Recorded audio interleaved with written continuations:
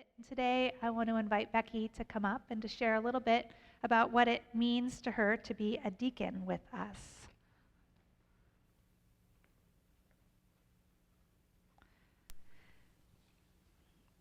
And so, Becky, some of us might not be familiar with the work that deacons do. So could you share just a little bit about what you are called to do as a deacon here?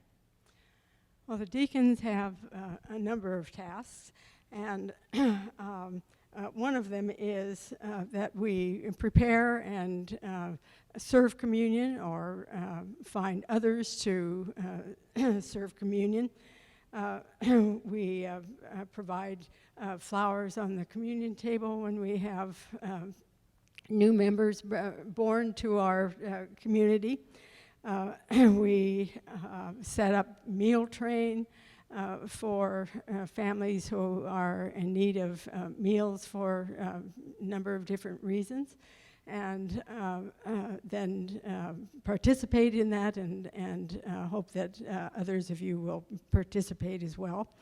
And we also meet the needs of families who are in the process of bereavement and grieving, and support them in whatever way they need as far as fellowship after the celebration of life service, or cookies, donations to a charity that they choose, whatever. And then I think the biggest thing that we do is to support our church community as encouragers, as prayers, and so we have a shepherding group. My group is 16 families at the moment, and we try to touch bases with each of those families at least once a month, whether it's through a phone call or a text or an email, or in times when we can, to visit those who might need visiting. But we are able then to really have a personal touch with members of our community and help them to feel a part of us here. I think I've covered most of it. If you're a deacon, you don't have to do all of those things. No. Just select parts of them. But it's the deacons have done so much this past couple of years to hold us together, and it's a beautiful ministry. What's something you love about being a deacon? Well, what I love most is that because I'm not a part of one of those committees that I mentioned within the deacons, is that I can touch bases with my shepherding group, and have just loved talking to many of you and just getting better acquainted. When we come to church, often we say hi and how are you doing, and maybe find out a couple of things, but we really have many people in the church that we're just acquaintances of, but really don't know. And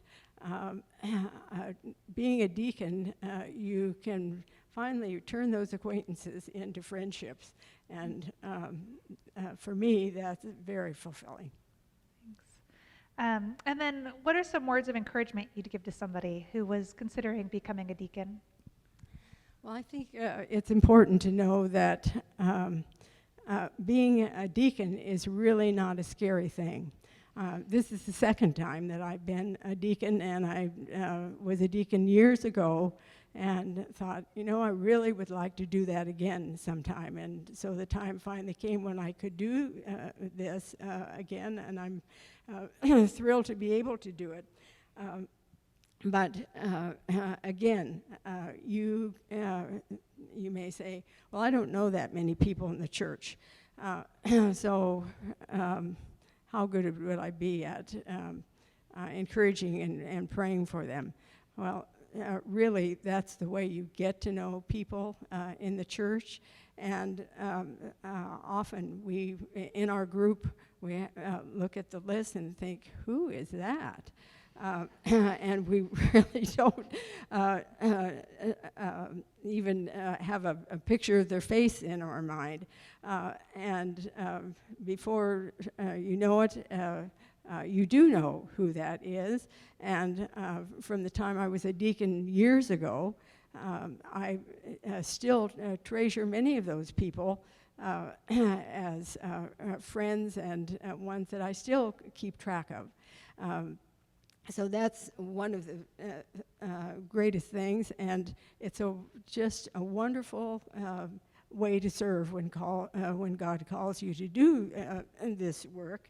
And during this COVID time, some people may feel hesitant to step into a role like this, but actually it's one that is very easy and safe to do during COVID, because we have our monthly meetings on Zoom, so we're at home, and all of the calling and the writing of cards and the texting and the emailing, and if you find needs that you might be able to help the families fulfill, then you can do those calls for medical equipment, or